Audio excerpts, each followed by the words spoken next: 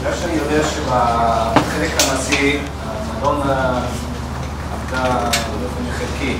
כמובן, אני לא יכולתי להעמיק על כל פרט של ההרצאה, השרירות.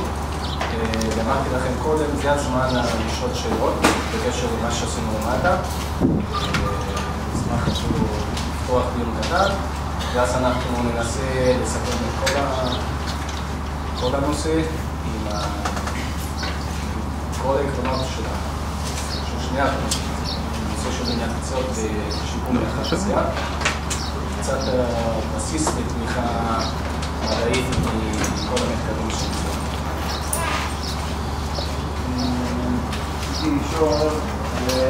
אמרת שמניעת פציעות עדיף לעשות את התרגילים האלה בסוף האימון, נכון? השאלה היא כשאתה משקם פציעה, התרגילים האלה עדיף לעשות אותם כאילו רק אימון או רק אימון, רק את האימון הזה כאימון ספציפי, בלי עוד אימונים אחרים או אימונים אחרים. אבל מהצד השני, כל המדדים החדשים, פשוט החוקרים הבינו שרוב הפציעות קורות במצבי עייפות. סטטיסטית ואפידמיולוגית יש הרבה פציעות, אם מדובר בכדורגל, בשליש האחרון של המחצית הראשונה ובשליש האחרון של המחצית השנייה, יש עוד שליש הראשון של המחצית השנייה. כי בדרך כלל השחקנים בחדרי הלבשה, למחצית, כנראה לא עושים מה שנקרא re-working. דווקא יש טרנד חדש גם בזה, שהשחקנים מנחים כמה שפחות. זה משהו חדש, אני אין לי תשובה חד משמעית על העניין הזה. אני חושב שזה הכיוון החדש כדי לחקור את הנושא של מניעת פציעות. מתבסס על נתונים אובייקטיביים. שאלתי על שיקום. שיקום זה נושא אחר. בדרך כלל השיקום מתנהל כיחידת אימון נפרדת, כי השחקן פצוע עדיין לא השתלב בקבוצה. היחידה הזאת היא מתאימה לשיקום? גם. כל האימון.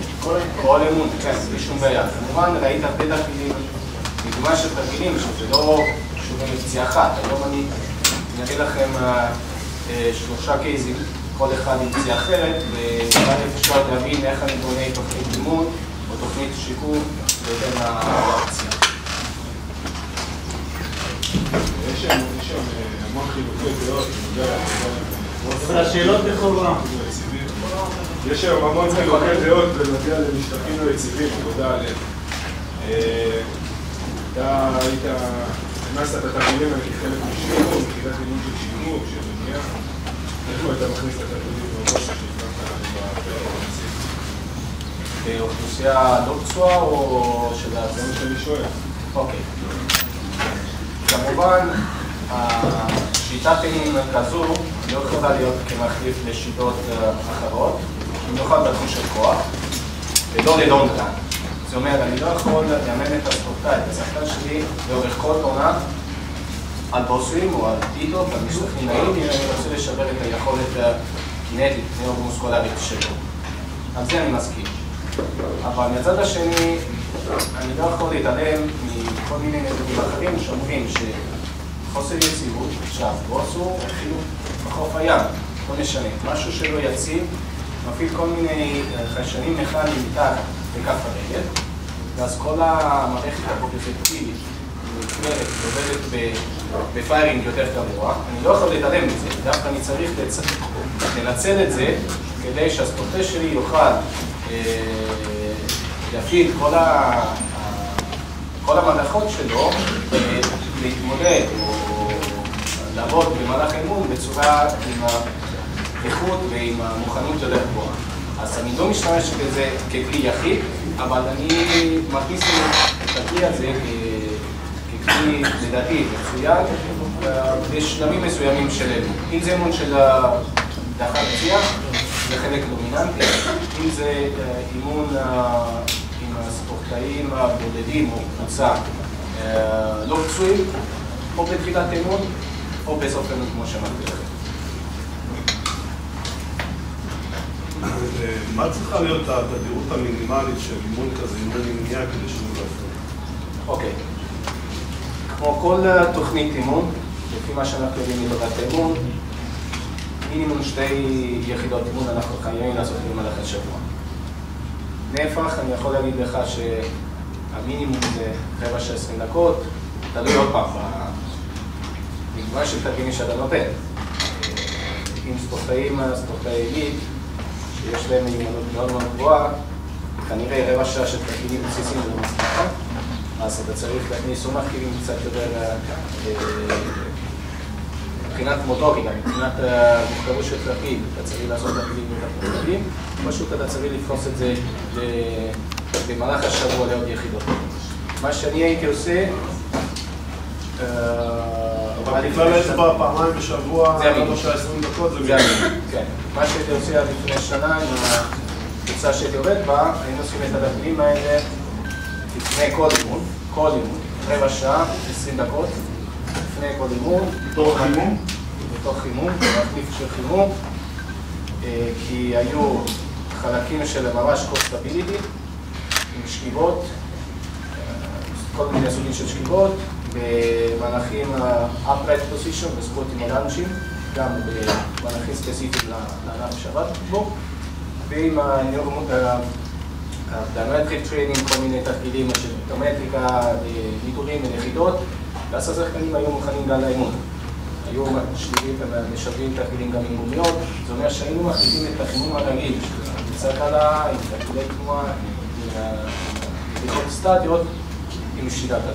אבל אם נגיד הם התאמנו 4 פעמים בשבוע, אז היית עושה את זה רק פעמיים מתוך 4? לא, 4 פעמים בשבוע ולפני המשחק.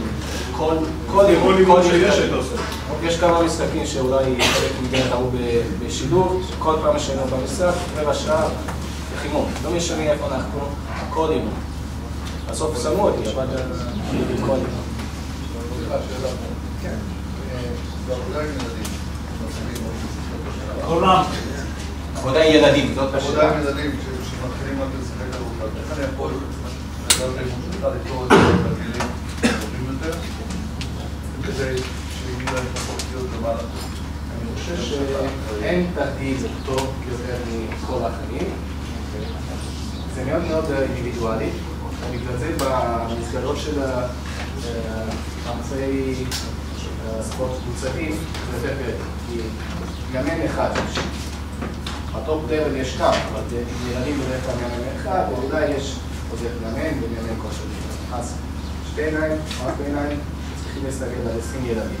כל אחד עם ההתפתחות שלו, כל אחד עם ההרמוניה שלו, כל אחד עם החסרונות שלו והיתרונות שלו. זה מאוד בעייתי, אבל אני חושב שבגילאים האלה, מה שאתה מחפש, אתה מחפש את איזון, את הסימטריה, בשני הצדדים, בעת ששבות קדמיות אחוריות, עם אגוניסטים ואנטגוניסטים, אז אתה לא, לדעתי, לא צריך לשאוף להתמקצות מסוימת, דווקא לא. כי הילד עדיין בהתפתחות עד גיל מסוים, 16, 17, 18, הייתי מתמקד יותר בתפקידים, אני לא מגדיר אותם כקומבינטיביים, אבל שכן מנסים לעבוד על כל המרכיבים ועל האיזון של שני צדדים, שרירים קטינים, שרירים מאחור. עם דגש כמובן על מה שאנחנו יודעים, שעכשיו הביצוע של התרגיל נכון מבחינת מוטורית, שלא יהיו עומסי יתר. למשל, ילדים בקפסולות עם מה שנקרא מיד-ג'אמפר או אוזלר שטלר, זה משהו שגם מגיב כגורם פציעה, גם גורם מודד של השושלת של הילד, או שזה ספורט בילד, כי שחקני כדורסל, כדורעף, כל הזמן בגלל היחידות שלו, אז עובר חשופים. קשה להגיד לך, זה התחקיל, זה המתכונת הטובה, האופטימלית. צריך לחשוב איך לתת מגוון די משלים מכל הבחינות. אבל אתה אומר שאם אני מצא מפרק את השליטה, תחלק אותה לצלחה או חלקים, באימונים אישיים אני עושה את הדוגמאות האלה באימונים. אני יכול להפסיק של טוב טוב.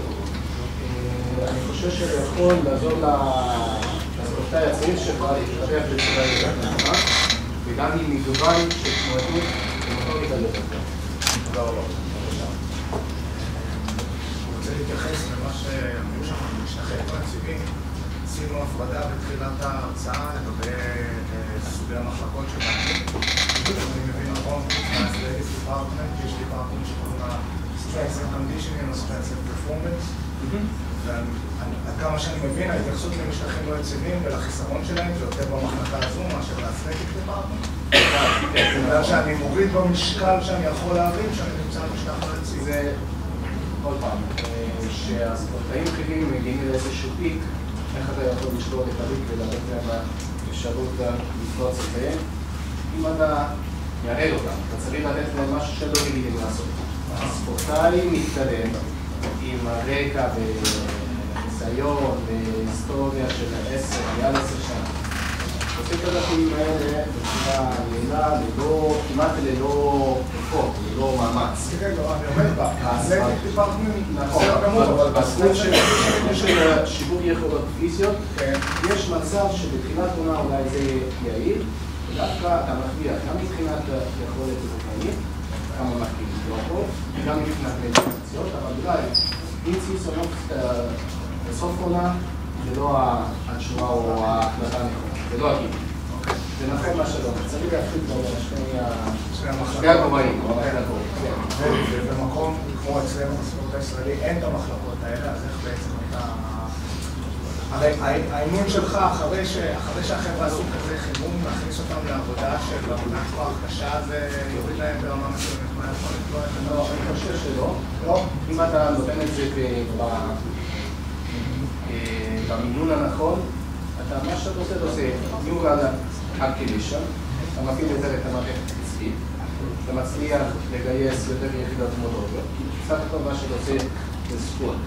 אז אתה מחדד את התבנית המוטורית, ועוד מעט אתה הולך לעשות את זה עם אחד משקל הגוף שלך. אז התבנית או בתבנית, פשוט אתה מתחיל לששף את הדרכים, את התקשורת.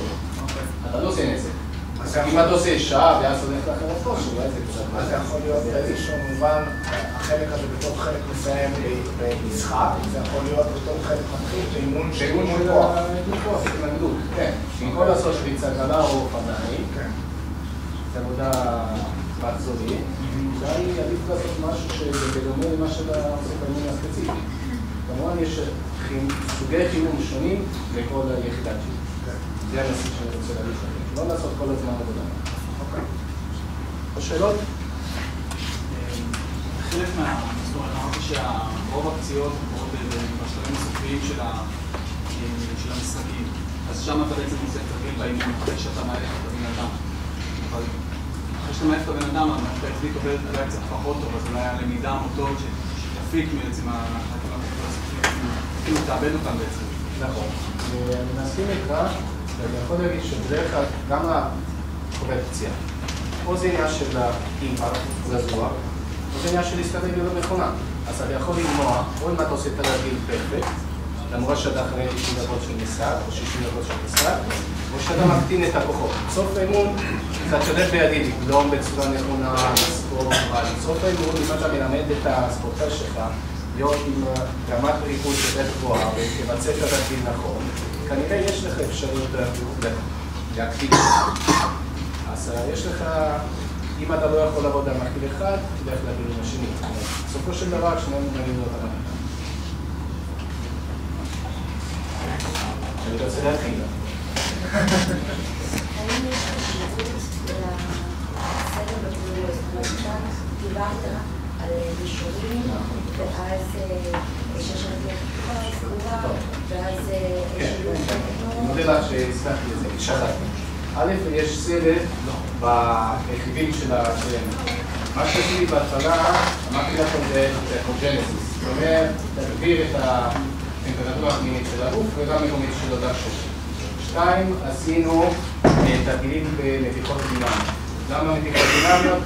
בעיקר במתיחות הדינמיות אנחנו יכולים לפתוח שרשראות ולא שורים מודדים. ומה שקורה עם המתיחות הדינמיות אנחנו גורמים למה שנקרא הפרשת נוזל סינוריאלי. אתם מכירים את זה מאנטומיה? נוזל סינוריאלי זה כמו שמש שמשמן את המפק, אז זה נותן פחות חיכוך, יותר רצף בתוך המפק. 3, עשינו תרגילים שהם היו תרגילים קצת יותר ספציפיים של ההפעלת צבית או הקמת צבית עם כדור הסימטרי. בסוף עשינו תרגילים פונקציונליים שהתבססו על בלנס, יציבות דינמית, ושרשרות קינטיות שעבדו במקביל.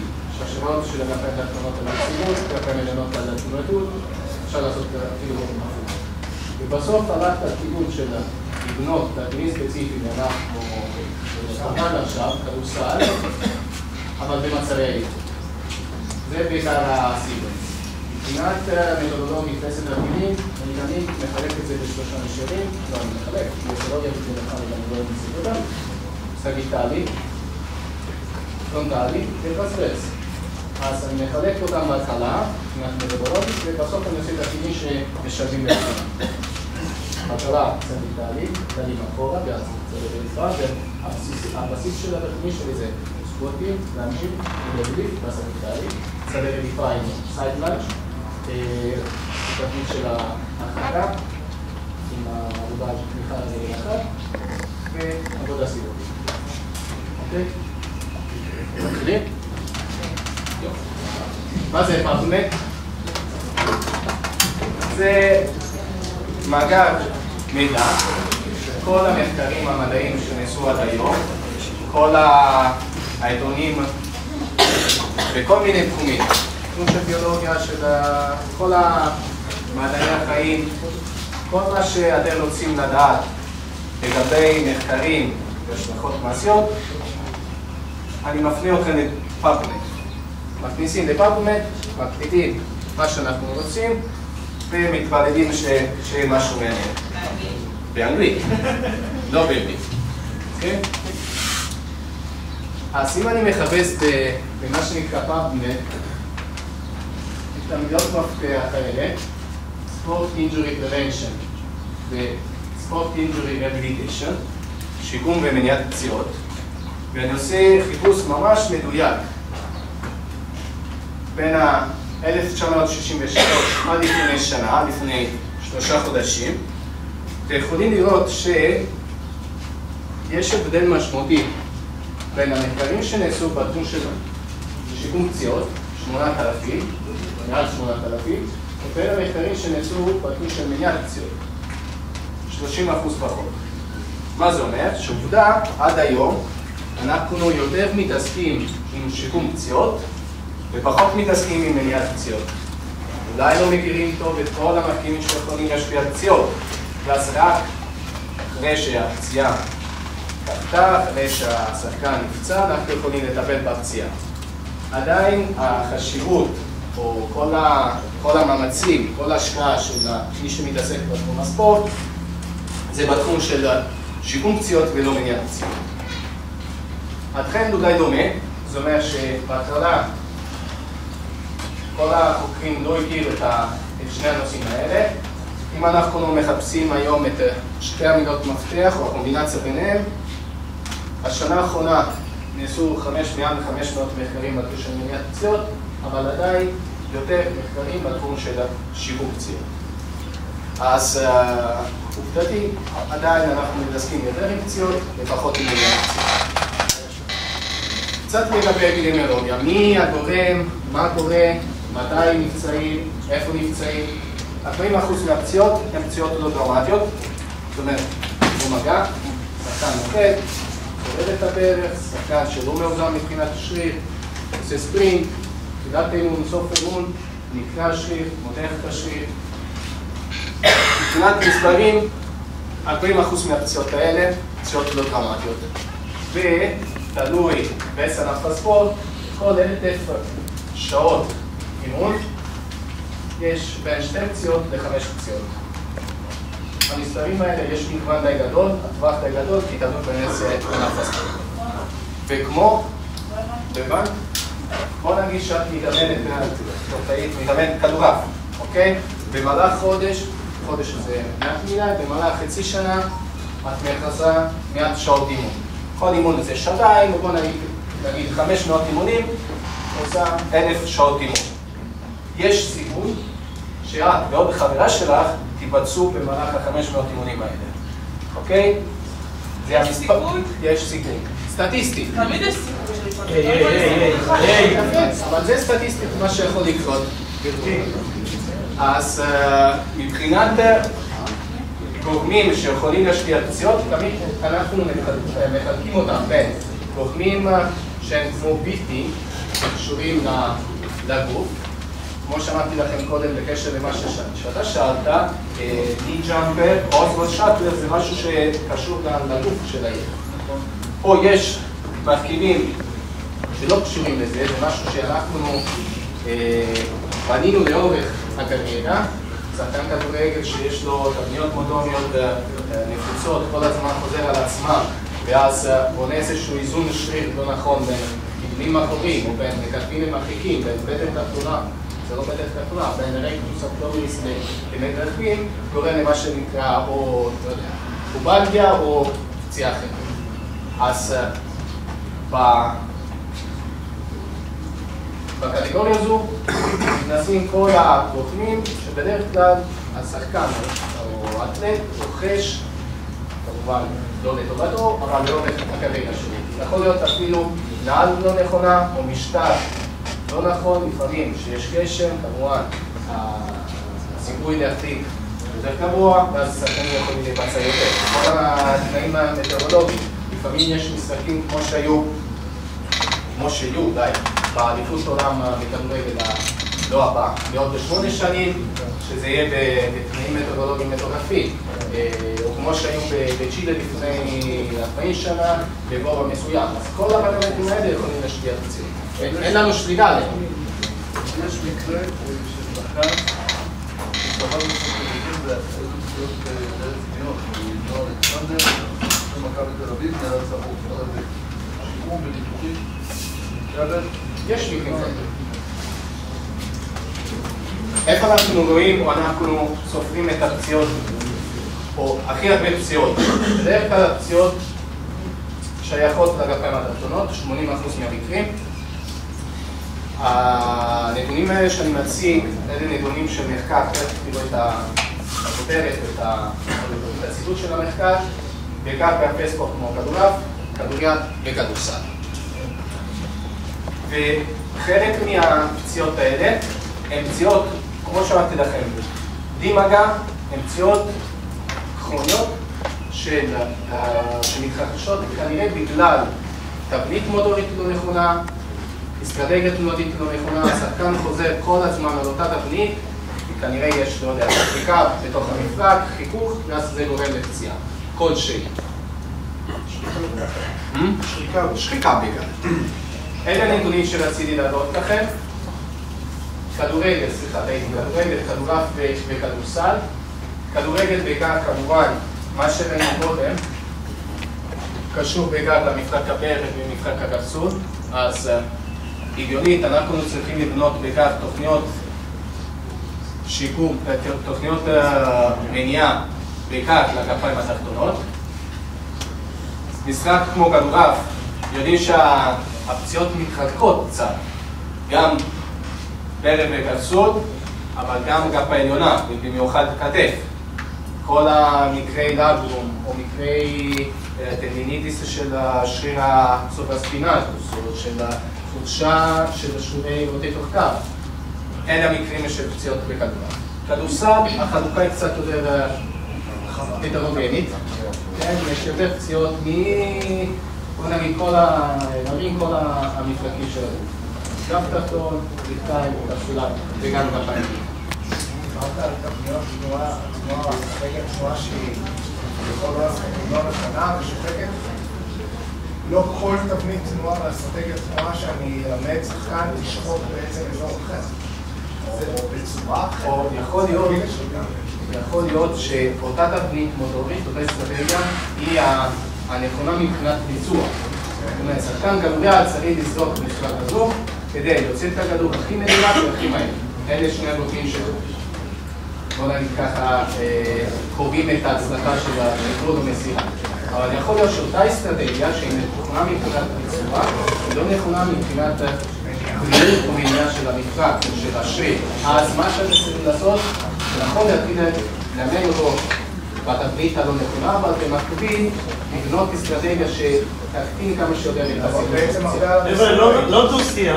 מי ששואל שאלה שירים את היד ושיהיה אחרים, לא בדיוק משהו. בעצם צריך לעבוד על זה על המסגרת. אוקיי, השרירים בונים, השרירים מייצבים, זה נכון, ההגדרה זה נכון. השרירים, כמו שראיתם קודם בחלק מהתרגילים, שעובדים על סביבת טניס. להתמודד עם הקטנת זעזוע, רואים קצת, וגם הקטנת אנחנו באוויר, איזשהו שלב של טייפליין. באוויר יש לנו אנרגיה פוטנציאלית. אנרגיה לא נהלת ברגע שאנחנו נוחדים, אבל אנחנו צריכים לדעת איך לעשות את זה עם השרירים, עושים את זה בצורה פעילה ויעילה, ולא עם המפרקים. מפרק לא יכול לפתח פה, הוא יכול רק לחטוף אימפקט. אוקיי, אז מה שאמרתי לכם קודם, זה מחקר מפורסם, קצת ישן, אבל עדיין תופס את העניין, שרוב הפציעות, כמו שאמרתי לכם, הם רגע בשלבים הסופיים של המשחקים, זה מחקר בכדורגל, אז רבע שעה האחרון, מחצית ראשונה ואחרונה, או בשלבים חודשי יולי עד אוקטובר, שמוגדרים כפרי-סיזון, שהשחקנים נמצאים אולי ברמת כושר לא הכי גבוהה, שבאו במיוחד במדינה הזו אחרי חודש וחצי של הבילוי לטלו, ולא עשו משהו כדי לדבר בגוף שלהם, אז מבחינת מוטורית ומכנית, קינסיולוגית, הם לא מוכנים להתמודד עם כל המאמצים שנדרשים מהמשחק שלהם, או מהאימון שלהם. בגלל זה צריך לתת חשיבות כנראה בשלבים האלה, ובשלבים האלה יותר בעניין של מניעת פציעות. כן, אבל זה לא השתנה. מחקרים אחרים חדשים שמחדשים את הנושא לא יצאו, ותמיד האפידמיולוגיה חוזרת על עצמה. חבל, עובדה, כי זה אומר שמלפני 10 שנה לא עשינו כלום. זה נכון. אז בגלל זה כנראה הטרנד שהתגלה בזמן האחרון זה טרנד להתחיל לעשות את הדברים כאן. זה לא מספיק לעשות את זה בתחילת אימון, כנראה. אין מחקרים חדשים על זה. אז מי שרוצה יכול להציע מחקר חדש, המכללה תשמח לעשות את זה. גורמי סיכון או גורמי פציעה? כן. אתה פחדת שלו? לא. אז למה עושים כזה מחנה אימון? למה של החודשים האלה? אוקיי. למה עושים מחנה אימון? יש כמה סיבות. כמובן, אחד זה אמירה חברתית. שחקנים חדשים שגיל המועדון, אתה צריך לחבר ביניהם. אחד מהמחקרים שקשה למדוד בספורט קבוצתי מה הכימיה בין השחקנים. אין מדד כזה. אבל לפעמים כולם יודעים שהחדר הלבשה לוקח חלק. או מנצח במשהו. אתה לא יכול למדוד את זה, אז מחנה אימון זה לסגור את כל השחקנים ביחד כדי שיגמור כל היחסים ביניהם. 2, זאת הבעיה שבמחנה אימון יש הרבה נפח. עובדים הרבה כי חושבים שצריך כמו להספיק, לבנות משהו גדול ולאט לאט מתפורר, רק שיתפורר יותר לאט או באחוז יותר קטן, והסוף הנוע תגיע עם, בוא נגיד, עם הסולדות חצים. זה לא ככה. רואים שזה לא ככה, חבל לעשות את זה של עבודה של נפח, הכלי נפח, הרבה סטים, הרבה חדרות, אימונים ארוכים. עדיין אני חושב שצריך לעבוד בצורה יעילה ואיכותית. אבל עדיין יש טרנדים כאלה ששחקן כדורגל שצריך, אתם מכירים קצת את המודל של המשחק, כל הזמן שחקים לחוזרים, שחקן כדורגל רץ, 2,000, 3,000, 4,000, ככה. כמו מרתוני. זה לא בדיוק המודל של המשחק. יש כאלה שאולי שמו קצת הרס בחודשיים האחרונים, אז כן צריכים לעשות את העבודה של סחיטת שומן ומדד שיפור של מה שנקרא BMI, אבל יש אולי 70-80% מהשחקנים ששמרו על עצמם ולא צריכים את זה בכלל. חבל לעשות את זה. אבל אנחנו עדיין במסגרת קבוצתית שלא מצליחה לטפל באופן אינדיבידואלי את כל שחקן. אולי רק ברמות הכי גבוהות שיש מאמן כושר אחד לכל שחקן, ויש כמה מקרים כאלה, אבל זה לא פה. גורמי סיכון. אחד מגורמי הסיכון זה מה שנקרא muscular imbalances, חוסר איזון בין שרירים אגוניסטיים ואנטגוניסטיים, ולקחתי לכם דוגמה מאוד פשוטה, שמתחברת למה שבר אמר. תמיד בכל מפרק יש שרירים אגוניסטיים, שרירים אנטגוניסטיים. אחד עושה את התנועה, השני מנסה לבלום, מנסה לייצר אותו מפרק. במקרה הזה, במיומנות של כדורעף, של הנחתה, יש שרירים סובבי פנימה וכל שרירים אחרים, שמנסים להאיץ את היד כדי להפות את הכדור ולהוציא את הכדור במהירות מקסימלית מהרגלית. אבל השרירים האחוריים צריכים לבלום את זה, כי היד לא נזרקת יחד עם הכדור. זאת אומרת שאנחנו צריכים איזון מתאים, אופטימלי בין השרירים האלה. אבל השחקן הזה חוזר על אותו פעולה, יש פה מבנה כדורעף, ראיתי, יש קורס כדורעף, השחקן הזה במהלך האימון יכול להפות את הכדור, יכול להרחיק 200, 250, 300 טון, ואז שרירים מאיצים יומנים הרבה, מבחינת נפח, ואחרים פחות. זאת אומרת שזה גורם לו לבנות חוסר איזון בין השרירים הספציפיים האלה. וזה אחד מגורמי הסיכון. ספורט רילייטד, קשור לספורט. גורם אחר זה מה שנקרא אי יציבות פוסטורלית, או פוסטורל אינסטביליטי. ברוב ענפי ספורט אנחנו לא ספורטאי, אבל הספורטאים שלנו מבצעים את העבירות שלהם במצב לא יציב. הרגל אחת, בניתוב, בנחיתה, עם מגע, עם הפרעה של הקהל ששורד, כפי שראית את המשחק אתמול ראיתם, שזורקים עליו משהו, שמגדלים אותו, אז כל זה מוציא אותו מבאלנס. אבל זה מה שקורה במהלך המשחק. ועוד גורם זה מיוסקולר אסימטריס, זה לא מה שאמרתי קודם, אגוניסטים אנטגוניסטים, זה אסימטריה בין שני הצדדים. אוקיי? למשל, בואו ניקח כדוגמה את שתי הדרך, בראשי. אופטימום אנחנו רוצים שהוא שווים. אין דבר כזה, גם אצל האוכלוסייה השנייה, אבל אנחנו שואפים שאלה יהיו כמה שיותר קרובים שווים ביניהם.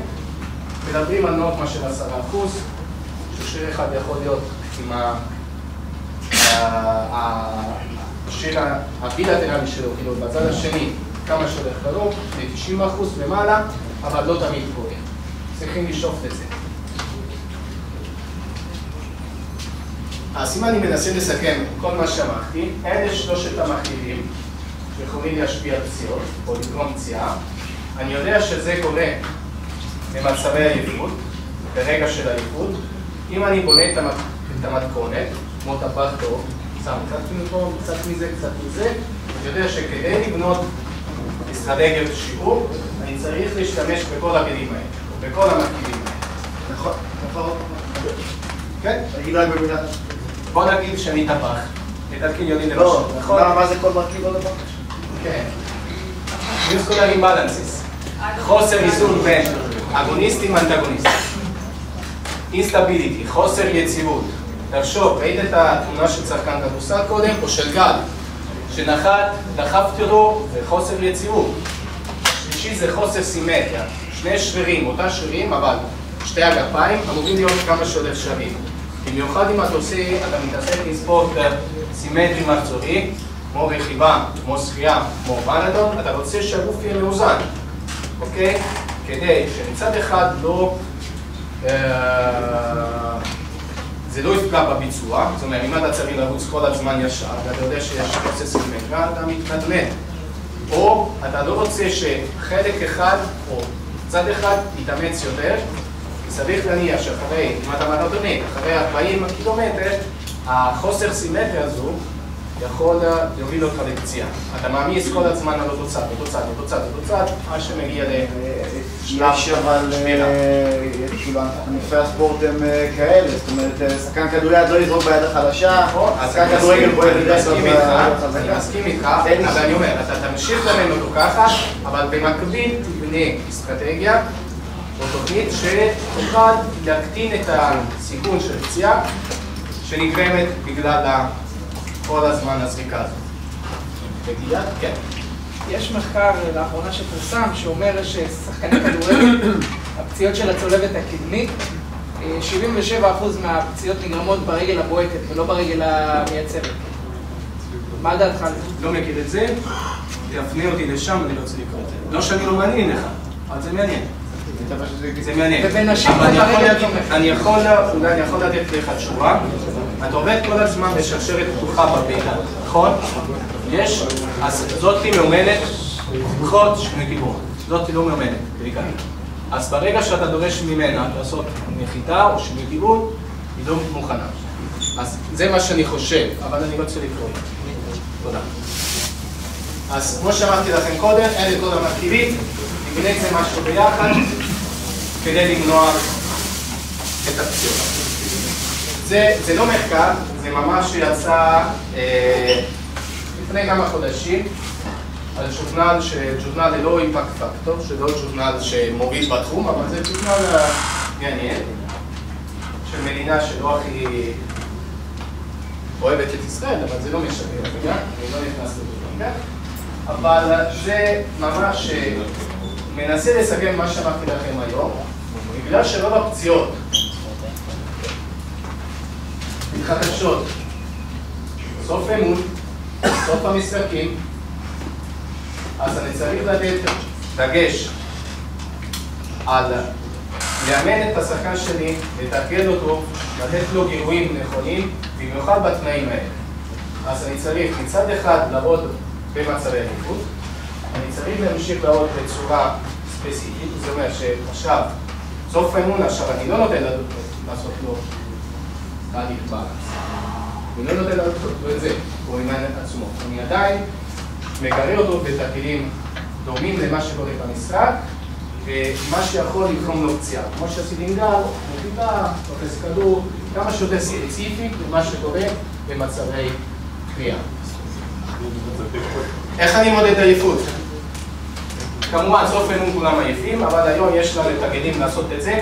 מערכת פשוטה, מערכת של הדופק, מערכת טלמטרית של דופק, אפשר במהלך אימון לבדוק מה שנקרא metabolic response, את התוצאות של אימון מבחינת יכולת לב וריאה, בעיקר הדופק.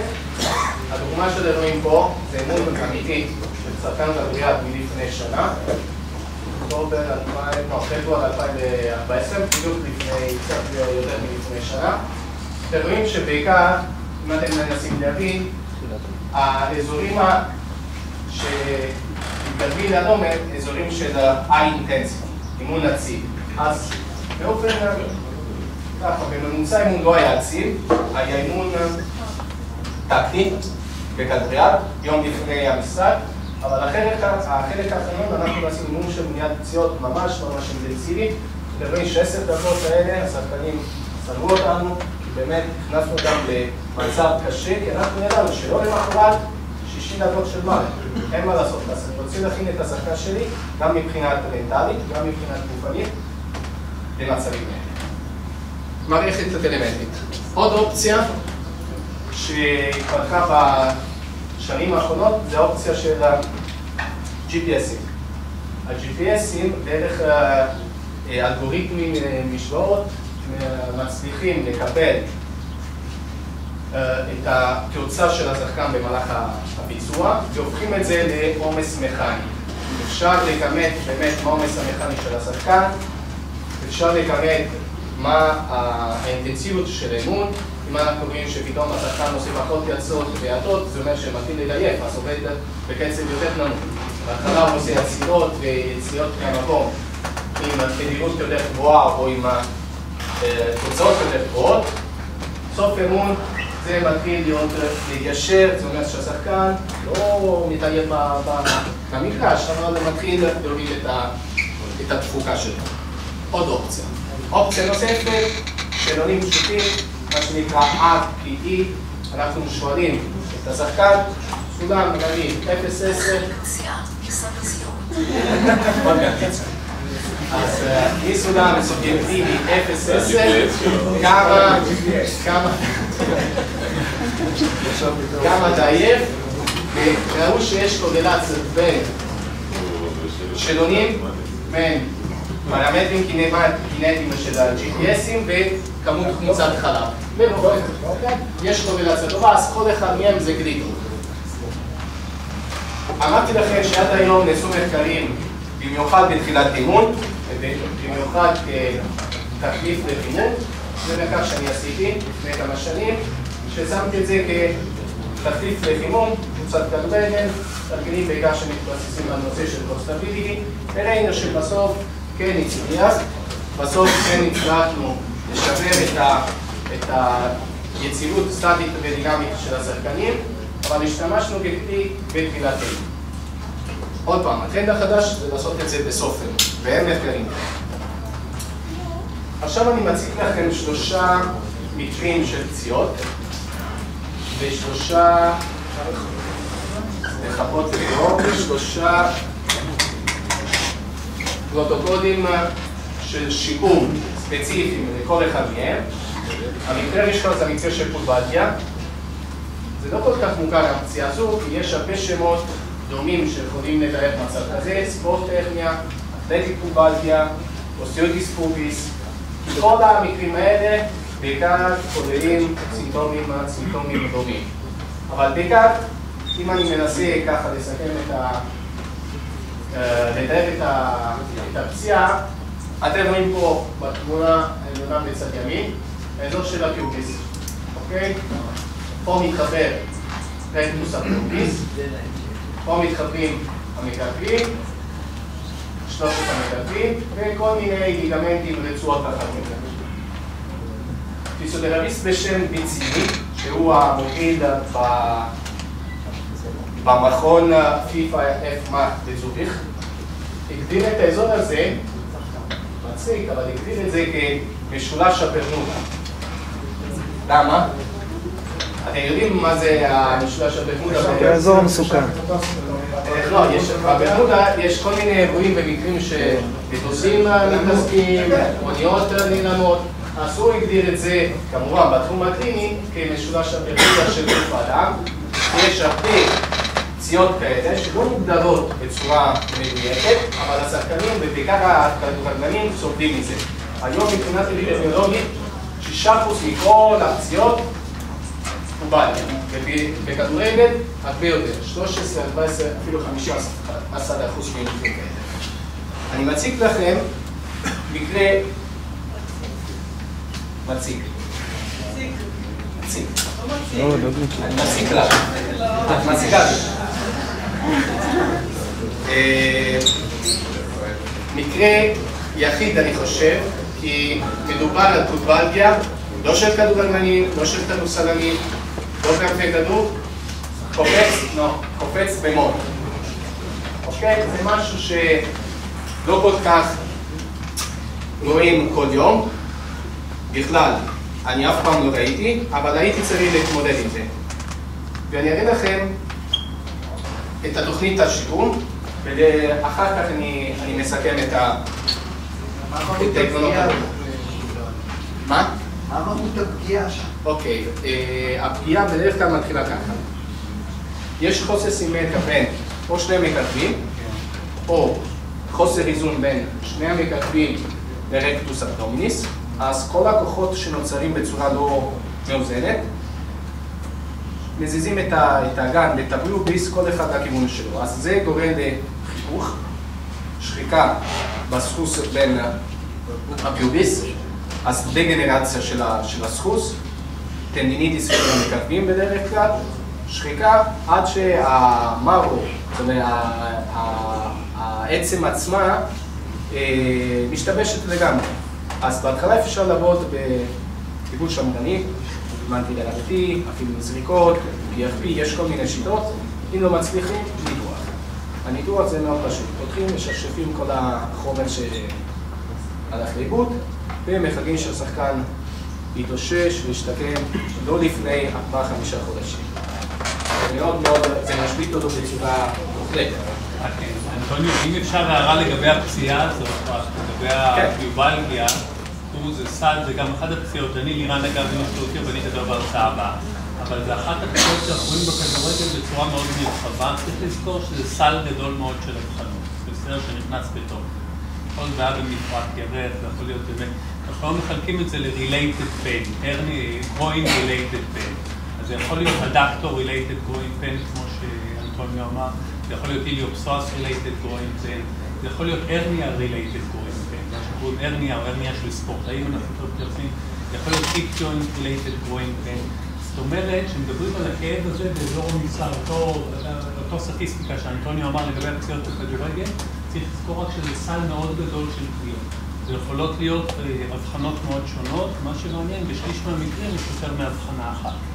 זאת אומרת, שאנחנו ככה מסתכלים על זה, אז כל מקרה הוא ממש צריך, וזה אזור שהוא קצת, הוא אזור יחסית מורכב מבחינה אנטומית ומבחינה הבחנתית, הוא גם נחשב אתגר הבחנתי מאוד גדול. וגם טיפולי כנראה. וגם כל אחד פוגעים נכון. במקום הבעיה.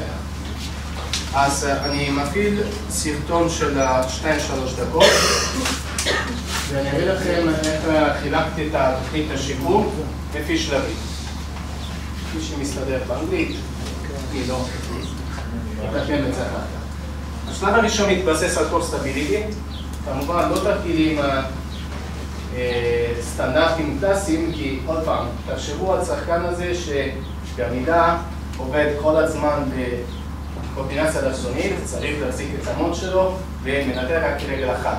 אז ניסינו לשלב עדיין בנושא של קורסטביליטי תנוחות או תרגילים שיהיו כמה שיותר קרובים למציאות שלו. כמו שאתם רואים, בהתחלה תרגילים בעיקר על השרשרת הקדמית, אחר כך על השרשרת האחורית, מנסים לבנות מה שנקרא מחור שרירי סביב עמוד השדרה, שייתן לו הגנה טבעית מכל המסים שנוצרים, מכל האימפקטים שנוצרים במהלך אימונים הספציפיים. זה השלב השני, אז מתרגילים יותר סטטיים, כמו שראיתם קודם, או תרגילים איזומטריים, מתחילים לעשות משהו שמתקרב מבחינת גיוס מוטורי, מבחינת התערבות שרשרות קינטיות, ומה שהוא עושה במהלך הקפיצה. כי לא אמרתי לכם קודם, אבל הפציעה הייתה בקפיצה. במהלך קפיצה אחת, שתייה טכנית, הוביל אותו לקרע בגיל של הדוקטור לונגוס, אחד מהמקרבים, ומשם התגלגל כל העניין. אני לא יכול לדון על כל תרגיל באופן ספציפי, אבל צריך לחשוב מה נדרש מהמודל הביצועי שלו ולמה התרגיל כזה יכול להיות מעניין. השלב האחרון כמובן זה השלב שהכי מתקרב למציאות, ואז אנחנו צריכים לעשות משהו שבאמת מגלה את השרירים הרלוונטיים בתנוחות ובתבניות מוטוריות דומות לביצוע שלו. מי שמכיר את הענף, פטר פה נכון, פטר מכיר את הענף, יש תנועות כאלה בקפיצה למים.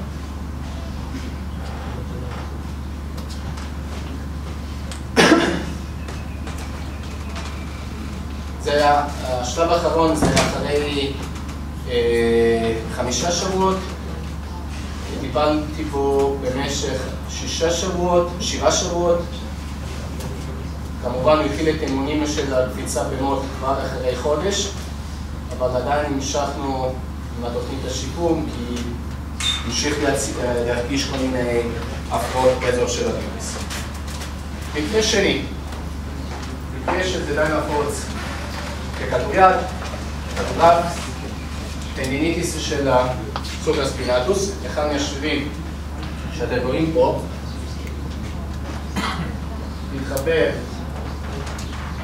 קרוב של הזרוע, וכל הזמן מה שקורה, בדבר הזה יש בורסה. כמו, בורסה זה... לא, זה לא צריך. בורסה זה מבנה שמנסה להקטין את ה... בורסה זה שקית נוזלים. כרית שאמורה להקטין את החיכוך ואת האימפיצ'מנט בין עצם, הגרומיון, לבין נגיד של הסופרס ספינטוס. אבל בכדוריד, בכדורעף, מחליטים וזורקים כמו משוגעים, לא שמים לב על מה שהם עושים, ורוב הזמן יש תופעה די קלאסית של התערבות של הגיל, ואז דלקת אקוטית שהופכת להיות כרונית של אותו אחד. גם פה יש לי מקרה של ספורטאי פעיל מלפני שנה, שסבל מטנדיניטיס של הספינה, לא לפני שנה, לפני חודש וחצי, אז לקראת שלב C של העונה. עבודה בעיקר פה, כמו שבא, נכון? שבא טען קודם, שעבודה בעיקר על שרירים בולמים שעושים דסלריישן, האטה. זאת אומרת שכל השרירים שבמהלך הזריקה צריכים לבלום את התנועה הזו, עובדים בצורה אקצנטרית. אז ניסינו לבנות תרגילים, בדומה למה שקורה במשחק, עם התנגדות אלסטית או עם המשקולות חופשיות. עדיין, תבניות מוטוריות דומות למה שעושה במהלך המשחק. סליחה לצילום, לא משהו, ואיך שם... מה החשיבות של הכדורים פה, אם זה צורה של... זה עייף אותו. זה עייף. כי זה גם קשה לעייף אותו. מי שמכיר את השחקן, קשה לעייף. אז הייתי צריך לתת לו גיבויים אחרים. אחרי השלב הראשון, אנחנו רואים את השלב השני, שאנחנו התחלנו לעבוד עם המשקולות החופשיות, תנועות קצת יותר מורכבות, קומבינציות של תרגילים. פה מה שהוא עושה הוא מדמה מה שנקרא הכנה לזריקה, זריקה, ואז תנועה של הגנה, כי בדרך כלל השחקן הזה עושה גם הגנה, אז הוא צריך לבלום יד אחת כל הגוף של שחקן יריב. מקומבינציה שתי תנועות, תכף תראו קומבינציות עם 3 או 4 תרגילים. מה המשקל של המשקולת? לא רלוונטי, אבל 2-3 קילו. מה המשקל של כדור כדוריד? רק 180 גרם. זאת אומרת שבו אנחנו השתמשנו במשהו ביד ב5 יותר קשה. מה? כן. אתם רואים, אנחנו שילבנו כל מיני מיומנויות ספציפיות של המקצוע שלנו. בעצם התנועה האקצנטרית היא התנועה של הדסלרט מתפרצת והאקצנטרית היא איטית. נכון. יש פה דגש על זה. נכון, דגש על זה, נכון.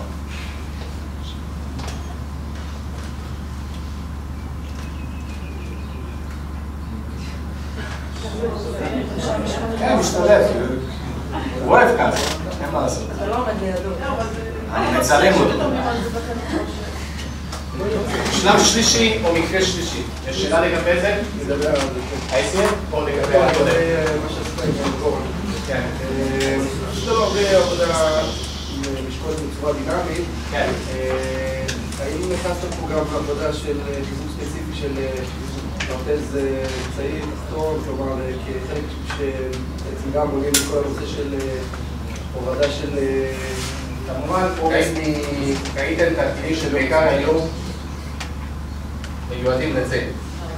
אבל גם באותם תרגילים ובתרגילים נוספים שהוא עשה, איך הוא יכול לבלום ולייעט את התנועה שלו? חושבים שמצמידים את ההתראה, את החלק ופלום, אז זה חלק בלתי נפרד.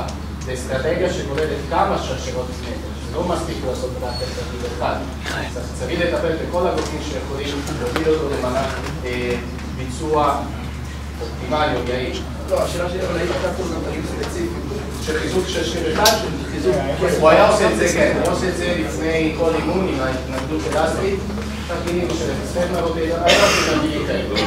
אבל זה מה שעשה במהלך המפגשים שלה. הוא היה עושה תרגילים, אבל במיוחד על המנגנון האקצנטרי, זאת אומרת, במקום לעשות את ההסדר שלנו בשביל היה להחזיק את הכתף כל הזמן, את המנח כל הזמן, היה מתחתק מהקצה, והיה מתמודד עם השליטה של האינטרנל רוטיישן. זאת אומרת, התנהגות חיצונית מובילה אותו לאינטרנל רוטיישן, הוא צריך להתמודד ולשלוט. אותו דבר כאן, אותו דבר כאן. אוקיי? לא לעשות כולם תנועות כאלה. עכשיו, שאלה באותו הקשר, קודם על הכדורעף, שעושה 200 הנחתות, 200 כוח באימון, האם אתה עובד פה באימון ווליום או יותר באימון כוח? אני עובד בעיקר על האיכות של התנועה. מנסה ללמד אותו מה לעשות. כי זה יועיל יותר, זה לא עניין של, זה גם עניין של חזרות. גבוה או שאתה מחפש? אני בעיקר עובד לא על ווליום גבוה, אני עובד על משהו קצר, אבל לעניין, בוא נגיד ככה. כמה חזרות, אבל באמת שהתבצעו בצורה נכונה. סליחה שאני ממהר, אני לא רוצה להתקנות זמן. 10. מקרה האחרון, ACL קלאסי, שמעתם על זה הרבה פעמים, הרבה מקרים במשחקי כדור, לקחתי מקרה של עוד פעם כדוריד, במקרה שעבדתי פה עד לפני שנה, ויש לי כמובן אישור להציג את המקרה. המקרה שלו, של הקריאה הצולבת תקנית, היה אחרי, או במהלך שני גיוון, חיסה פנימית של הפרק, סיבוב פנימה של הטיביה, ביטול בין טיביה לפמור, קריאה של ACL. זאת התוכנית האימון, או תוכנית השיקום. פה אני סיכמתי 3 חודשים האחרונים, אוקיי? אל תבינו שזה מה שעושים משלב, בוא נגיד, חודש וחצי א' עד חזרה למקרה. אבל מה הרגע שבו אתה מתחיל לאמן אותו מהרגע הפציעה? שהפיזיותרפיסט אמר לי שלא נפיחות, טווחים מלאים, אין קבע. או קבע... אחרי הורדת הנפיחות, התחלת לאמן אותו? כן. אבל זה לוקח הרבה זמן, הורדת הנפיחות. תראה כמה לוקח. זה נורא תלוי, הוא מאוד אינדיבידואלי בחלק הזה, אבל... הוא הגיע אליי אחרי 1.5 חודשים. זה בהחלט אפשרי. אבל הטווח זה 1.5 4.5 חודשים. אז לא מאבדים שם איזה משהו, אלמנט של 1.5 של יכולות? לא, זה פיזיותרפיה, זה דברים אחרים. כן, כן, עם פיזיותרפיסט היה כל הזמן. פה יש גם ניתוח של כמה דברים, כי הצגתי את זה באיזשהו כנס של מניעת פציעות. זה השלב השני. מה היה הראשון? לא, בסדר, ראינו, לא דיברת על זה, לא אמרת מה. השלב הראשון בעיקר מה שעשינו, תרגילים, כמו שהיה היום בשיעור המעשי, תרגילים בעיקר במישור הסגיטלי, אוקיי? וחינוך מחדש של כל המיומנויות הבסיסיות. מה שראינו ממש בחלק המעשי. סקוטים, לנג'ים, הצלבה, כל התרגילים של הקורדינציה לאסונית. מה התדירות של המנה? תדירות, כן, ניתוח, בטח שכן, ניתוח עם שיטה של שחזור משריר הסמידנימוס. כן. תדירות 3 פעמים בשבוע. ספציפית בתרגיל הזה הדגש היה על התמודדות בין דרישות מכניות אנכיות ודרישות אופקיות. להפוך את הנחיתה, את הספיגת אנרגיה לתנועה אופקית.